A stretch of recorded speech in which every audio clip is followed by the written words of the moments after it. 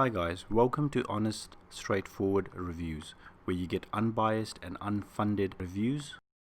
Hi guys, today we're going to be looking at the Microsoft Surface Book 3. Let's get into the pros. It's got a very unique detachable design that is meant to be used in multiple ways.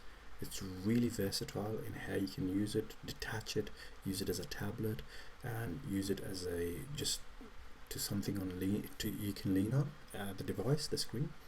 It's got the option to spec it up to the most powerful GPU you can, and due to the unique design, the GPU is housed in the keyboard, which I thought was really cool.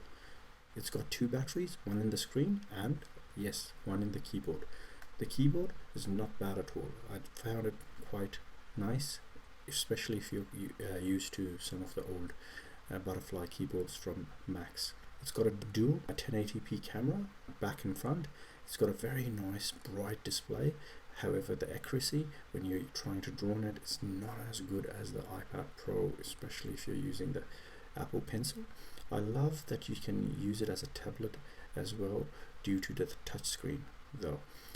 Okay, this is what I really like about it. It's got two USB 3.1 Gen 2 Type A ports, a USB 3.1 Gen 2 USB-C port, a Surface Connect port, both one on the screen and one on the keyboard to charge it as well, a full-side SD card reader, and a 3.5mm jack.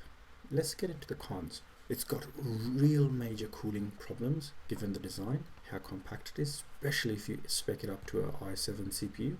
The price is very high, even for the base one.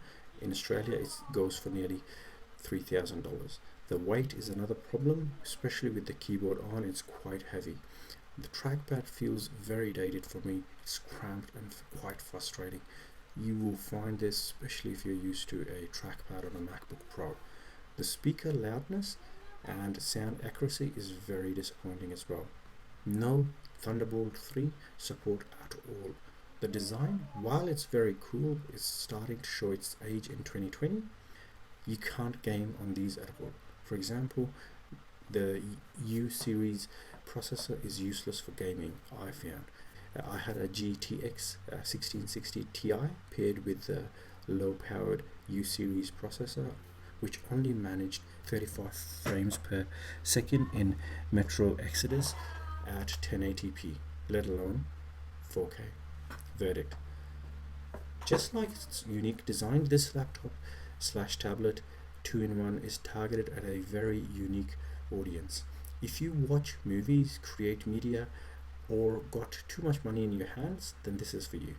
But having said that, you can always buy a really cheap Android tablet to watch your movies on and use the spare cash to buy a proper laptop that's powerful and well cooled.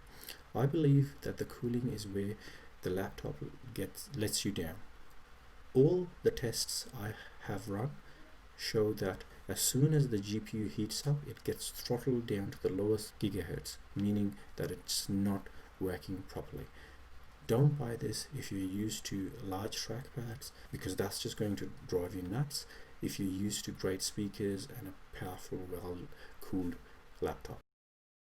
Alright guys, that's it from me for today. Let me know what you think about my video in the comments, and if you want to support my work and you like to see more videos, please do subscribe and give me thumbs up. Hope you guys have a great day. Thanks.